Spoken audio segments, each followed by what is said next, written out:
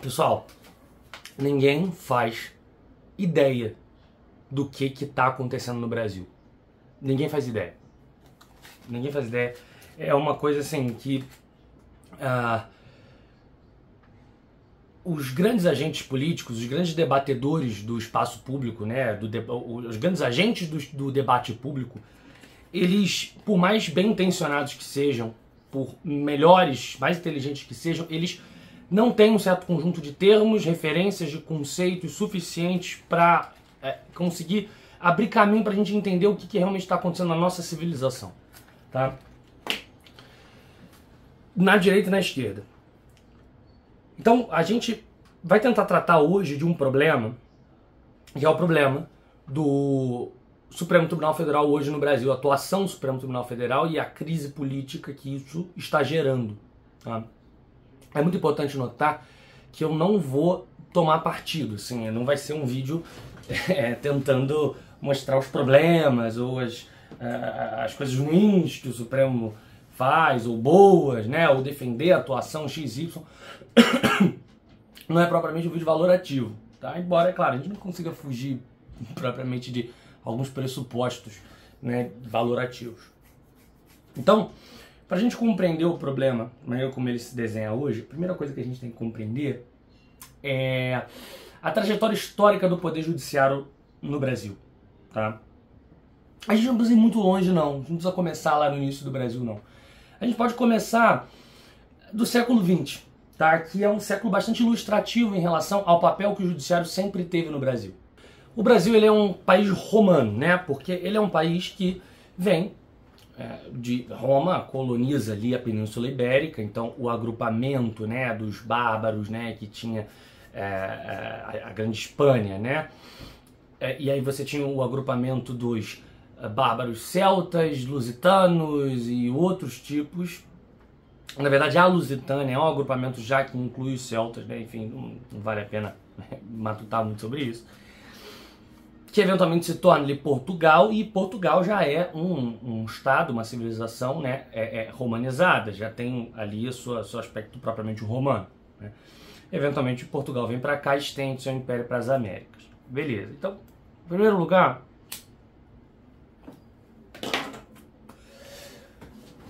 é claro que valeria a pena a gente tratar de como se dá a organização de poderes dentro da civilização lusitana, da civilização ibérica e mais para trás da civilização romana. Mas é importante entender o papel do executivo ali ao longo da nossa raiz histórica. O executivo, ele sempre teve um poder preponderante em relação a todos os demais. É claro que a gente está falando de épocas em que a teoria tripartite dos poderes, ela não existia ainda formalizada nesses termos. Mas a existência e o reconhecimento desses tipos de poderes dentro do Estado já existia.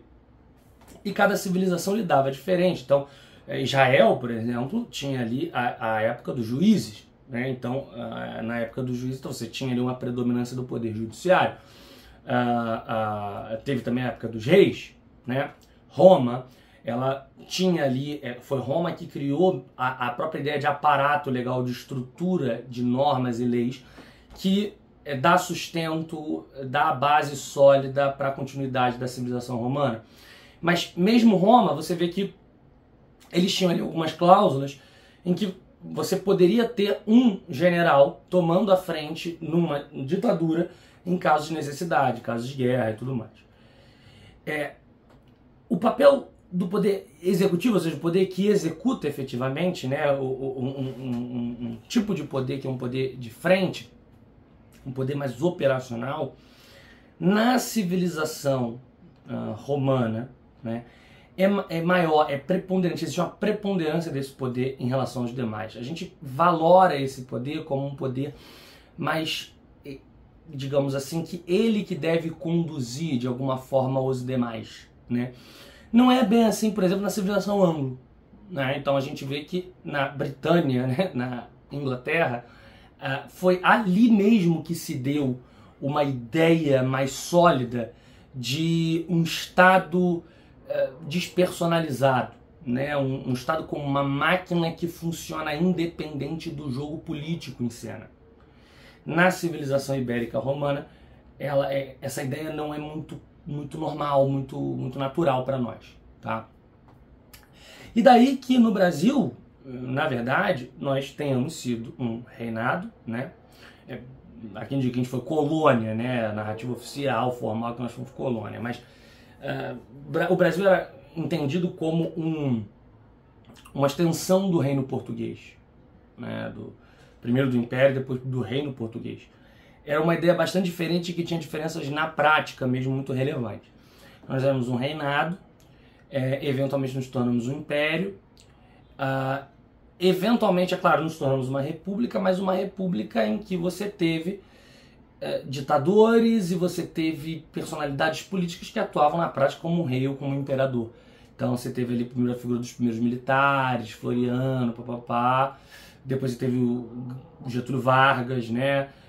E depois você teve as figuras da presidência, eram muito fortes, né?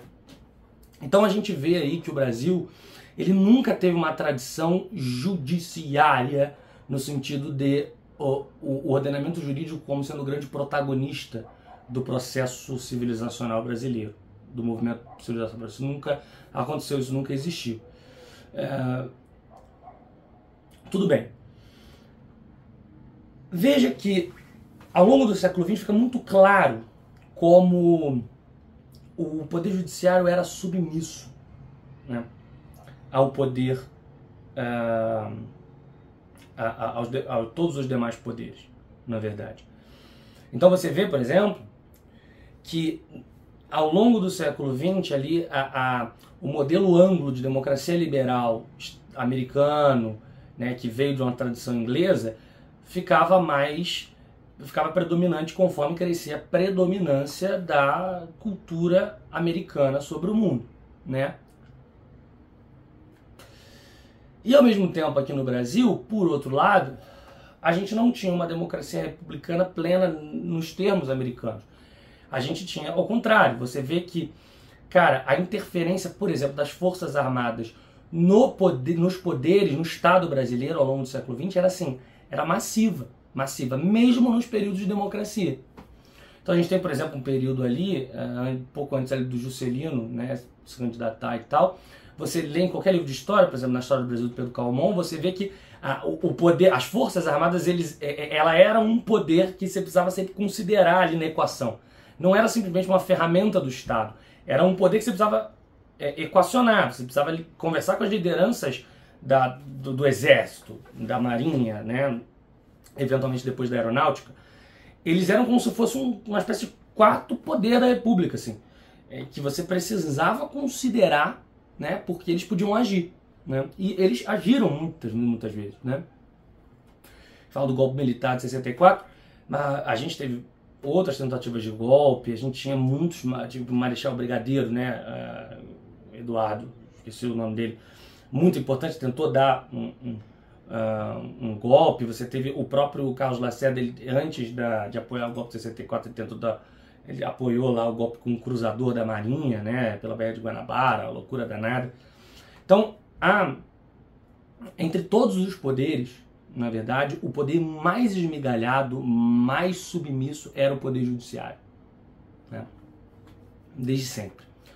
Então, você vê que as decisões, por exemplo, do Tribunal Superior, né, embora ele tivesse tido outros nomes, ele era, as resoluções que eles faziam, assim, precisavam ser coordenadas por outros poderes, né?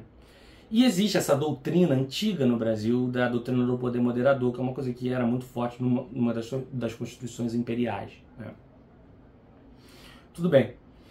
E o que aconteceu em 88, né, foi que o poder das Forças Armadas ele foi assim retirado quase que completamente. As Forças Armadas deixaram de ser um poder propriamente dito, passaram a ser uma ferramenta do Estado, né, completamente submissa ao Estado, né? E a Constituição de 88, na verdade, representou uma grande ascensão do poder judiciário ou da própria ideia de ordenamento jurídico como grande norte, tá, dos demais poderes da civilização de maneira geral. Essa é uma das grandes mudanças históricas do Brasil na Constituição de 88. Tá? Então, você vê que desde 88 a discussão propriamente jurídica ela se tornou muito mais relevante. A posição, tanto devido aos instrumentos constitucionais quanto devido à situação da civilização brasileira que deu os poderes constitucionais devidos ao poder judiciário. Ele se tornou assim muito relevante. E hoje nós temos na nossa Constituição, na verdade, muitos e muitos aspectos, muitas e muitas partes que dão ao poder judiciário uma grande relevância, um grande poder de ação e muitas vezes até uma certa ausência de limitações. Então, na verdade, por exemplo, quando você pega ali um inquérito das fake news, por exemplo, ele se baseia numa interpretação legal que, cara, por mais que você possa considerar que ela não é certa, veja que ela é muito interpretativa. Muito interpretativa. Porque o sistema penal no Brasil, ele tem um aspecto inquisitorial até. Existe essa contradição, essa dificuldade ali no ordenamento jurídico brasileiro, constitucional. Isso é uma coisa comum, qualquer estudante de direito sabe disso. Estuda-se nas faculdades de direito alguns aspectos, tanto do Código Penal quanto da Constituição, que dão ali ao Poder Judiciário uma certa liberdade de ação esquisita. Né? Não restringem muito, né? É uma coisa assim. Poderia citar várias partes da Constituição aqui, mas o vídeo ficaria chato. Né? Então, olha só. Vamos lá. O que se desenhou até aqui, então? A gente tem uma tradição antiga em que o Poder Judiciário não tem preponderância. Eventualmente, o Poder Judiciário passa a fazer a parte mais formal da nossa estrutura estatal. O modelo anglo, a partir da influência americana, se torna preponderante no Ocidente. Tá? Nós passamos por períodos de golpes, de revoluções, etc., em que o Poder Judiciário é sempre o mais submisso, se tornou o mais submisso de todos ao longo do século XX. E, em 88, finalmente nós temos um shift, uma virada judiciária, em que o judiciário se torna, tanto pelas ferramentas que a Constituição dá, quanto pela própria situação, pelo que a situação permitia, um poder com muito mais relevância. Né? Então, veja que o caminho estava dado, né, o pátio estava montado para que o Poder Judiciário, né, ele se sedimentasse, né, como um poder que realmente tivesse a sua ação histórica definitiva. Só que, é claro, isso seria preciso que isso... Como que isso ia se desenhar? Em torno de qual instituição exatamente? Quais seriam os atores? Qual seria o amálgama de circunstâncias históricas que permitiriam que eles efetivamente cumprissem isso? E aí entra toda a história dos anos 2000 para cá. Então, desde 88, a discussão judiciária, a discussão jurídica, se tornou uma das coisas mais importantes, se não a mais importante, na condução de praticamente todas as etapas do processo político. E o Supremo Tribunal passou a agir, conservar em si um papel que é muito parecido com o papel do poder moderador, que é uma coisa que existia lá na Constituição Imperial, que na verdade nunca deixou de existir no Brasil. Então o que era o poder moderador? O poder moderador era aquele poder que ele era o grande responsável por estabelecer e manter o equilíbrio dos poderes quando esse equilíbrio se encontrasse ameaçado. Então é como se ele fosse um poder supremo, porque ele tinha um poder acima dos demais poderes. Mas é claro que havia um certo respeito constitucional a isso. Né? O que pô, é claro que tem sua limitação, porque se o poder o moderador está acima dos demais poderes, ele também está acima do poder judiciário. Se ele está acima do poder judiciário, de certo modo, ele está acima ali da estrutura jurídica, né? Mas beleza. O poder moderador era o imperador. Quando a figura do imperador sumiu, as Forças Armadas passaram a ter esse protagonismo no poder moderador. Então, do final do século XIX até o 88, as Forças Armadas efetivamente atuaram como poder moderador, mesmo que esse instrumento jurídico já nem existisse mais. Ela definitivamente intervia com a justificativa de realmente estabelecer o equilíbrio entre os poderes e, sei lá, também por outros motivos, né?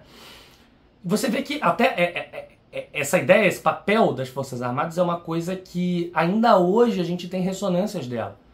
Então você vê, por exemplo, muitos influenciadores de direita pedindo não só a intervenção, como a gente sabe que houve, mas alguma justificativa jurídica para a ação das Forças Armadas para restabelecimento da lei da ordem, por exemplo.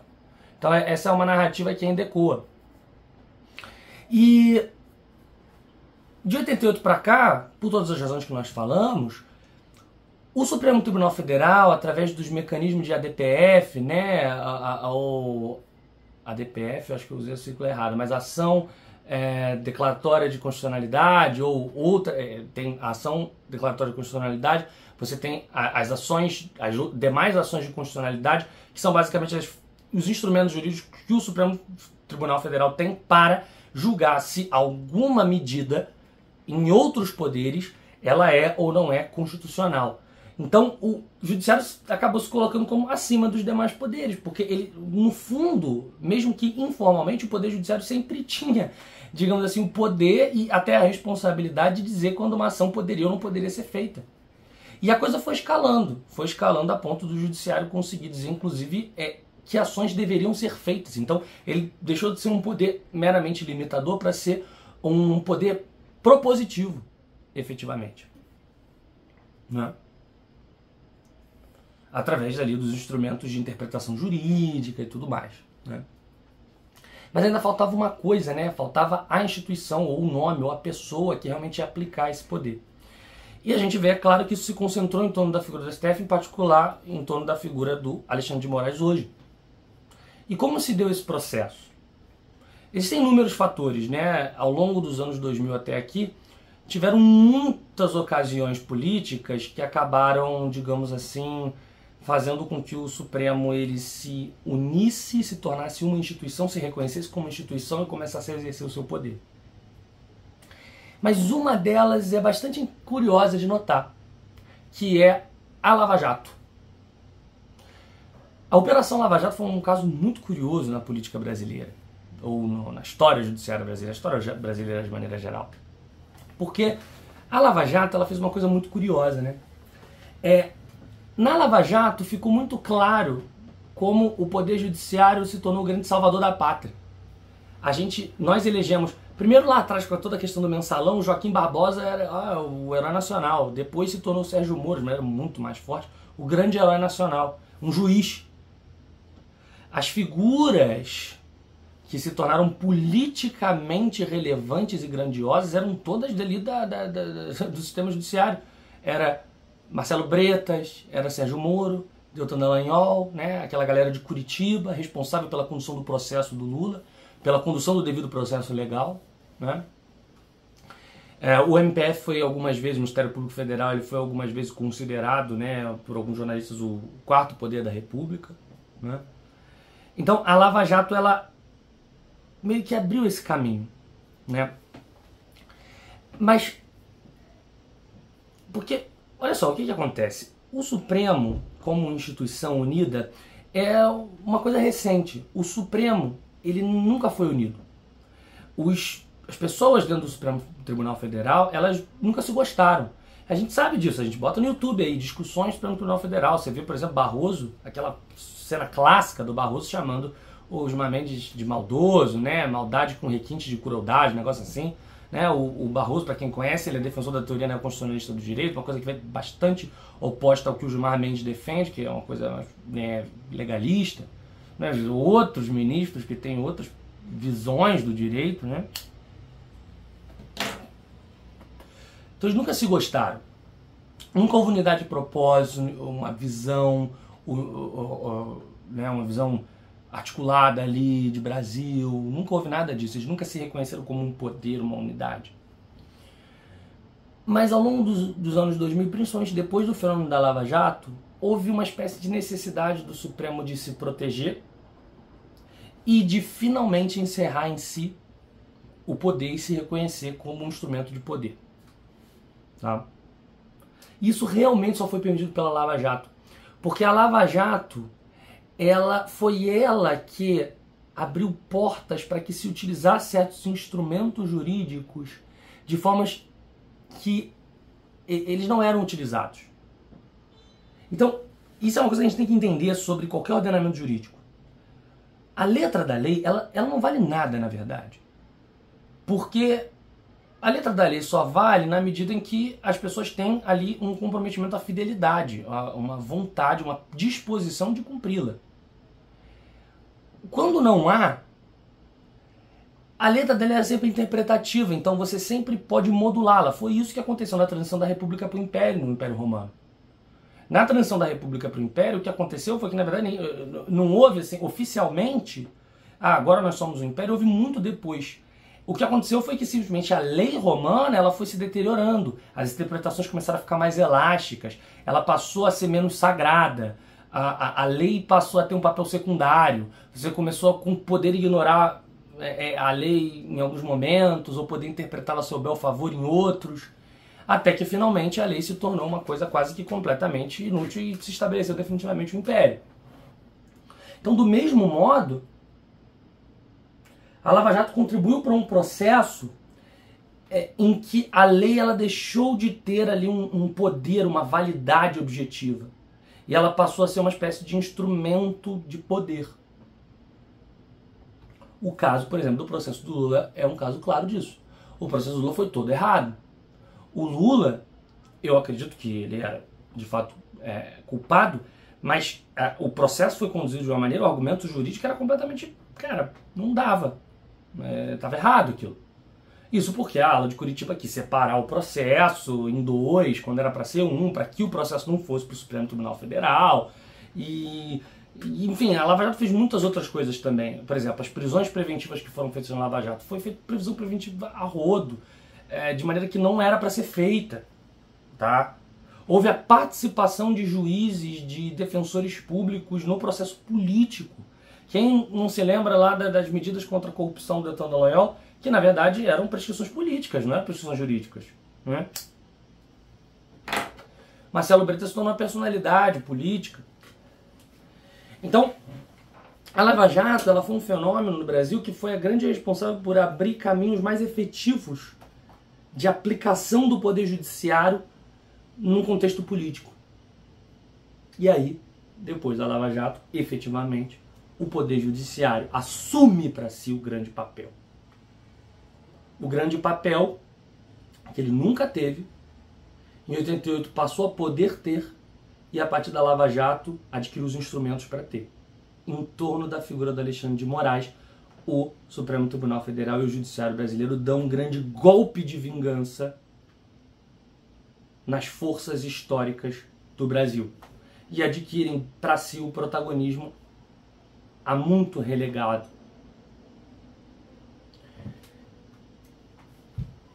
No final das contas, simbolicamente, o que acontece hoje no Supremo Tribunal Federal é a grande vingança do Poder Judiciário. A grande revanche. Agora é o momento em que a força do Poder Judiciário ela toma posição, encerra em si a responsabilidade de condução do processo civilizacional brasileiro e dá o golpe de misericórdia nos demais poderes. Então, agora, e aí? O que se pode, deduzir disso? Tá? Para onde a gente vai agora? Né? Esse é assunto para um outro vídeo. Mas o que a gente tem que entender é que, especificamente para o caso do Brasil, isso é crítico. Isso não gera harmonia, não gera estabilidade. É um processo que gera crise e desordem. Porque isso não é bem visto, não é bem aceito. Principalmente num país dividido, como está o nosso. Nosso país está dividido, não existe união de propósitos. Então, num país dividido, naturalmente, as ações do STF e do Poder Judiciário estão servindo a uma determinada ala de uma sociedade dividida. E a outra ala? A outra ala passou a recorrer ao antigo poder protagonista, ao antigo poder moderador, que eram as Forças Armadas. E até agora não deu, né? E olha que coisa interessante, a gente está vendo ali o embate Poder Judiciário versus Forças Armadas hoje, com a prisão, né, de vários elementos do poder militar, com essa tentativa de golpe que houve, né, antes, parece ter havido, né? Então vamos começar a pensar em termos de forças históricas, né, em termos de embates históricos e metapolíticos, e a gente começa a entender mais ou menos a situação, o que está acontecendo de fato, tá? Que a gente consegue já rastrear alguns problemas fundamentais, né? Alguns dispositivos constitucionais problemáticos, alguns pressupostos ruins, né? Mas a gente vai falar mais sobre o projeto de Brasil, o que o Brasil é, o que é mais adequado para o Brasil ou não em outro vídeo. Aqui a gente só está querendo mapear o que realmente está acontecendo no ambiente político em torno dessa questão toda do Supremo Tribunal Federal. Então nos vemos no próximo vídeo.